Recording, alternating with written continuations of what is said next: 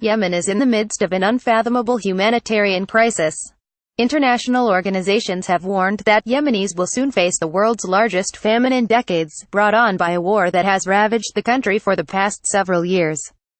This war has escalated in recent weeks, compounding the impending famine and bringing Yemen back into public discourse in the West. Yemen is, in many ways, a perfect storm of several issues seen across the Middle East: a failed Arab Spring revolution, a proxy war with some sectarian overtones, U.S. support for a Saudi bombing campaign, Al-Qaeda and Islamic State group attacks, and the worst humanitarian crisis in the world. And its demographics aren't helping. Yemen, the poorest country in the Middle East, has a rapidly growing, very young population that is increasingly concentrated in urban centers in the western part of the country. It has much less oil than its neighbors, and what little oil production it had has declined in recent years due to the war. Yemen is also running out of water, which is one of the reasons Yemenis are facing a massive cholera outbreak. On top of these issues, many countries have important strategic stakes in Yemen. It's located on the Bab el-Mandeb Strait, an important shipping lane through which millions of barrels of oil pass daily. Added to this economic consideration is the terrorism issue. Several terrorist groups, most notably Al-Qaeda in the Arabian Peninsula, have traditionally made their home in Yemen's remote eastern regions. As archetypal as it might seem, however, the war and its accompanying humanitarian catastrophe are closely tied to Yemen's complicated past. Any attempt at a solution requires a deep understanding of the conflict's history. Pre-1990 North and South Yemen. The Republic of Yemen is less than 3 decades old. For centuries Yemen was divided into North and South, though the names are somewhat of a misnomer. North Yemen is the northwest of the territory, and South Yemen includes the south and all of the east. The European Council on Foreign Relations has some helpful maps. In the 19th century, North Yemen fell under Ottoman rule, and only gained its independence when the Ottoman Empire collapsed in 1918. The north was then governed as an imamate led by a Zaydi Shiite religious leader.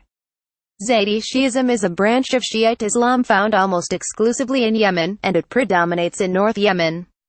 This Zaydi government continued until 1962, when the military staged a coup and established the Yemen Arab Republic in North Yemen. This led to several years of civil war in the north between the military-ruled Republicans and the royalists who had supported the Zaydi monarchy.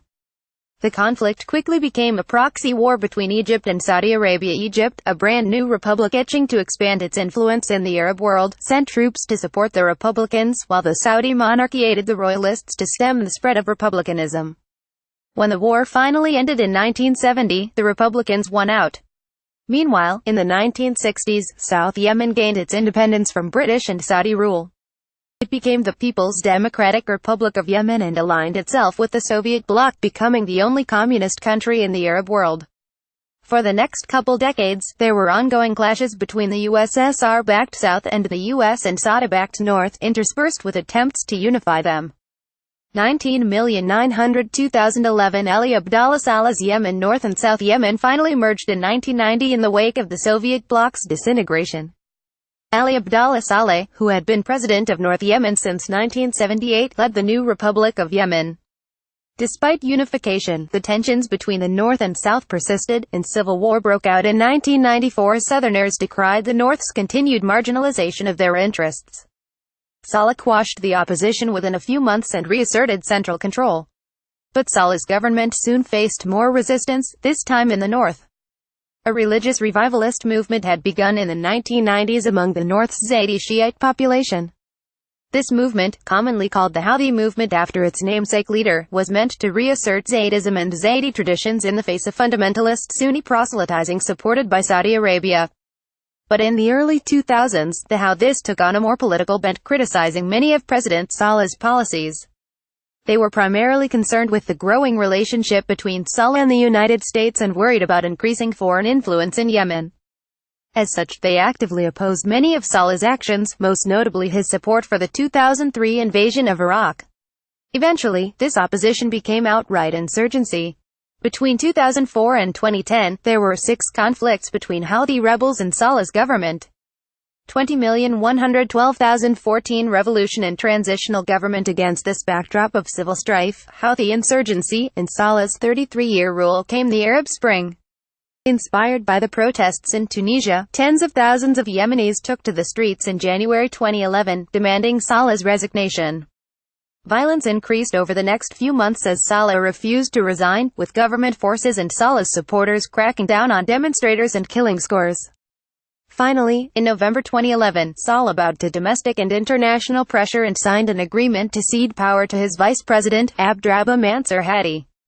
The agreement had been brokered by the Gulf Cooperation Council (GCC) with support from the US and Saudi Arabia. In addition to the transfer of power, it provided for a 2-year transitional period during which a UN-backed National Dialogue Conference (NDC) would draft a new constitution and hold elections.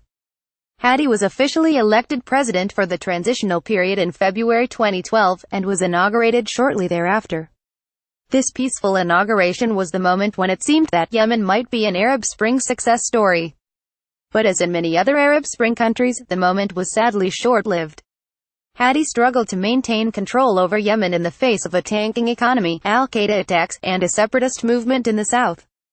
Houthi rebels continued to fight the central government, and advanced southward from their stronghold in the northwest. And the NDC, which concluded in January 2014, was only somewhat successful. It did produce a generally accepted document on which the new constitution would be based, which included a proposal to make Yemen a federal state of 6 regions.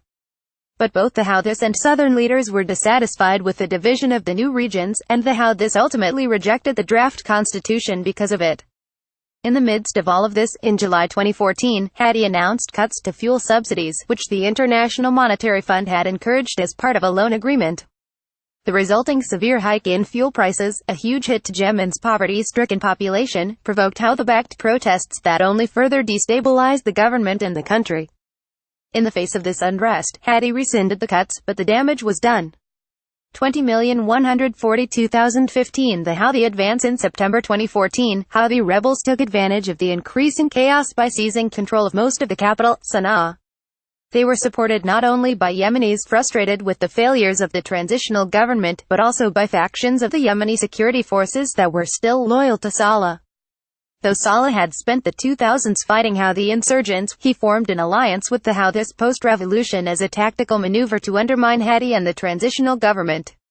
In the face of the Houthi advance and popular pressure, Hadi signed a UN-brokered accord with the Houthis to form a new, more inclusive government within a month. This tentative peace didn't last long. The Houthis soon rejected the new government and constitution, and in January 2015, they reinforced their control over Sana'a and effectively placed Hadi and his government under house arrest. In February, they dissolved parliament and formed a new transitional government. The UN, US, and GCC quickly denounced the coup. Soon after, Hadi managed to escape house arrest and flee to Aden. The Houthis then began a military campaign to expand their control. In March 2015 they advanced southward from Sana'a, eventually taking over most of western Yemen and forcing Hadi to flee Aden for Saudi Arabia. With the support of Saleh loyalists in the armed forces, the Houthis were able to seize large parts of the country as they moved south towards Aden. 20,152,017. Saudi intervention. The Houthis' southern advance was the last straw for the Saudis. Saudi Arabia had been in the conflict in Yemen with increasing unease, not only because of the security issues associated with an unstable border state but also because Iran supports the Houthis. Iran provides the Houthis with military aid and arms, which the Saudis see as part of Iran's broader attempt to dominate the Middle East by backing Shiite groups in Sunni countries. Concern about an Iran-supported Houthi government was one of the reasons Saudi Arabia originally decided to back the Sunni-supported Hadi government. Facing the prospect of an Iran-aligned southern neighbor after the Houthi advance, Saudi Arabia formed a military coalition with 8 other Arab states, with intelligence, arms, and logistical support from the US and the UK. The coalition began an airstrike campaign in March 2015 to push back the Houthis and restore Hadi's government. The Saudis expected a quick victory, but the Houthis dug in their heels. It took 4 months for the coalition to drive the Houthis from Aden in a battle that claimed hundreds of lives. Hadi returned to Aden in September, but the coalition campaign was hardly complete. Coalition airstrikes continued across Houthi-held territories, and pro-government forces used newly recaptured Aden as a base in the south from which to fight the Houthis and Saleh loyalists. This state of affairs continues today. Though the coalition has managed to regain some territory from the Houthis, it still has not driven the rebels out of Sana'a, their traditional northern strongholds. This entrenched conflict has turned Yemen into an ongoing proxy war between Saudi Arabia and Iran, though some have questioned the extent of Iran's ties to the Houthis. However much of a proxy war it may be, though, it's not obviously a sectarian conflict. The Houthis and Iran adhere to two different branches of Shi'ism, and the Houthis' Zaidi Shi'ism is closer to Sunni Islam than to Iran's Twelver Shi'ism. There are also Sunnis who work with or support the Houthis, primarily Saleh loyalists. Furthermore, the Houthis' goals appear to be more political than religious. They want regional autonomy for their native north and a greater stake in government. 2017. Where are we now? The short answer: nowhere good. The war is at a stalemate. There are functionally two governments, the Houthis in Sana'a and Hadi in Aden. UN-sponsored peace talks in 2016 went nowhere, as have subsequent attempts at reconciliation. Tensions have risen significantly in just the past few weeks after the Houthis launched a ballistic missile at Riyadh on November 4. The Saudis intercepted it before it hit. Saudi Arabia accused Iran of committing an act of war by supplying the Houthis with that missile and others, which Iran denies. The Trump administration has supported the Saudi statement and is pushing for the international community to place greater blame on Iran for its role in the conflict. Meanwhile, the military campaigns have had devastating impacts on civilians. In January 2017, the death toll passed 10,000, with 40,000 injured. The coalition has been fiercely criticized for airstrikes that have hit civilian sites like schools and hospitals, and in September the UN blacklisted the coalition for killing and injuring hundreds of children. The humanitarian crisis doesn't stop there. More than 2,100 Yemenis have died from cholera in the worst cholera outbreak in modern history, and experts say over 1 million people will be infected by the end of 2017. Perhaps most desperately, Yemenis are facing famine. 17 million people are food insecure, almost 7 million severely so, and severe malnourishment is rampant. This is partially due to pre-war food insecurity and the war's effect on the economy, but is primarily the consequence of a blockade by the Saudi-led coalition. For decades, Yemen has relied on imports for around 90% of its food needs, and the Saudi blockade, meant to prevent arms shipments to the Houthis, has cut off Yemenis' access to food, along with medicine, fuel, and other humanitarian aid. The specter of famine has grown in the past few weeks as Saudi Arabia has tightened the blockade in response to the Houthis' November 4 missile attack.